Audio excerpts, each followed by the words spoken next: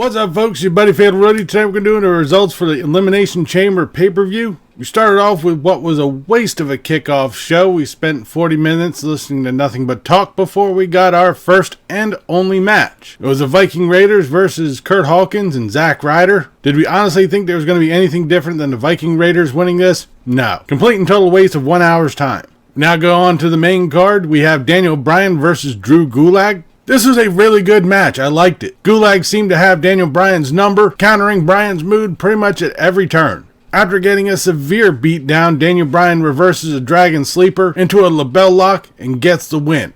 Really good match, really good opener. I liked it. As Gulag started getting back onto his feet, Daniel Bryan gives him some respect, and we go on to our next match. Andrade versus Humberto Carrillo for the United States Championship. Zelina Vega is at ringside. Another really good, fast-paced match. Carrillo and Andrade were going full bore through this match with a ton of mean-looking spots. Later on in the match, Zelina Vega pulls up the mat, exposing the concrete. Andrade tries to go for the hammerlock DDT, but Carrillo reverses it into a backdrop. And after a flurry of near falls, Andrade reverses a pin, grabs the tights, and retains his title. We then have the Elimination Chamber match for the SmackDown Tag Team titles. We got Lucha House Party, Heavy Machinery, Miz and Morrison, Rudolph, the Usos, and the New Day. It is actually surprising they got Heavy Machinery into a pod. The Usos and the New Day are first to start off. These two teams have always put on a good match, and they did not disappoint here. There was a spot where Kofi Kingston slipped off the top rope. Lucha House Party was the next team out, and they picked up the pace with some insane aerials. Miz and Morrison were next, and they're picking up the bones of the other team. Heavy Machinery are the next ones out, and things are starting to get crowded here.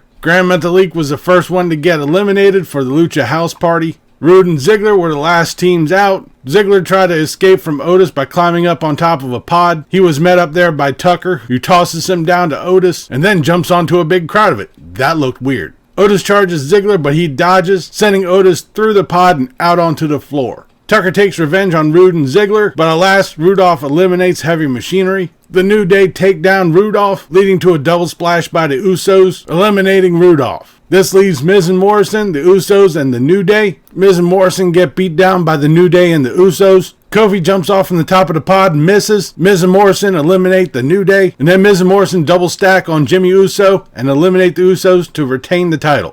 This was an okay elimination match. It was kind of up in the air if they were going to actually strip the belts off of Miz and Morrison on their first title defense, but it was alright. We then have Aleister Black versus AJ Styles in a no DQ match. The OC are at ringside. This is a decent match. It didn't take long for the OC to start interfering, allowing AJ Styles to take advantage. Kendo sticks, chairs, and tables were introduced into the match. AJ Styles had most of the offense through this whole match. Styles mocks the Undertaker and they're trying to do a pile driver. The OC rush in as soon as Aleister Black looks like he's going to win it. They hit Black with the Magic Killer. AJ sets up for the phenomenal forearm. Then we have the gong. Lights go out. Undertaker appears, choking out the OC. AJ Styles goes for the phenomenal forearm, but Undertaker catches him, hits him with the choke slam. The gong hits, lights go out, and Undertaker disappears. Black hits AJ with the Black Mass kick, gets the pin, and I guess we'll be seeing AJ Styles against the Undertaker at WrestleMania. We then had the Street Profits versus Seth Rollins and Murphy for the Raw Tag Team titles. The AOP come out at ringside. This is an okay match. The action was decent. Seth Rollins distracts the referee as AOP attack Montez Ford. The Viking Raiders come out. They start fighting the AOP. They go up the ramp and go backstage. Later on in the match, Kevin Owens comes out through the crowd holding a box of popcorn. He jumps the barricade, sits on one of the tables. Seth Rollins gets in his face. Owens chucks a handful of popcorn at him. Rollins gets laid out by Dawkins. Montez Ford hits the cash out on Murphy to retain their titles. After the match, Kevin Owens hits a stunner on Seth Rollins and walks off. Then we got Braun Strowman versus Sami Zayn, Shinsuke Nakamura, and Cesaro for the Intercontinental title. Now it's said that whoever pins Braun Strowman will be the champion. Zayn tells Cesaro and Nakamura to stay on the apron, that he got this. This quickly changes when Braun Strowman charges him, so he tags out. This is an alright match. As you can guess, the numbers got the best of Braun Strowman. Cesaro and Nakamura go for a suplex on Strowman, which is followed by a haluva kick by Zayn. Zayn gets the pin and is now the new IC champion. We then go to our main event, the Women's Elimination Chamber match for the number one contender for the Raw Women's Championship. We got Natalya, Shayna Baszler,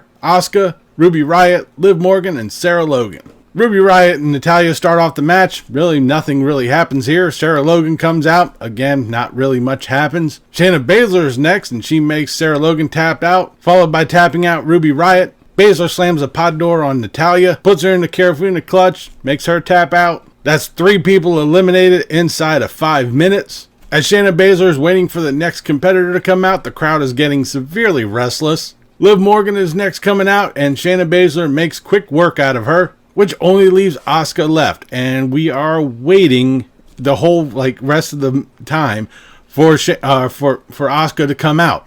She's the only one left. Why not just open the door and let her through? That was fucking ridiculous. And it actually sounded like the crowd was agreeing with me too. Once Asuka is released, she actually holds her own. It actually was a decent match from here. There was a good bit of back and forth between Baszler and Asuka, but it all ended when Shayna Baszler got the Carafina clutch onto Asuka. She didn't tap out, she passed out, and the referee called the match. The Women's Elimination Chamber match was really predictable. I mean, we all knew that Shayna Baszler was going to be going up against Becky Lynch. This match was basically a formality. Baszler celebrates in the ring, pointing at the WrestleMania sign as we end tonight's Elimination Chamber. Tonight's pay-per-view was actually pretty decent. Most of the matches were really good. There were some that were kind of but for the most part, I liked it. It was a good pay-per-view. It didn't really dawn on me because usually we have either Roadblock or Fastlane right before WrestleMania. Nope. 4 weeks later, we got WrestleMania. Without do for the results for the Elimination Chamber pay-per-view, leave a comment down below what you thought of tonight's pay-per-view, what you thought about this video. If you liked it, please give me a thumbs up. Don't forget to share and subscribe. I've been Fatalroadie. You've been awesome. Thank you very much for watching. And remember, if it's too loud, you're too old. See ya.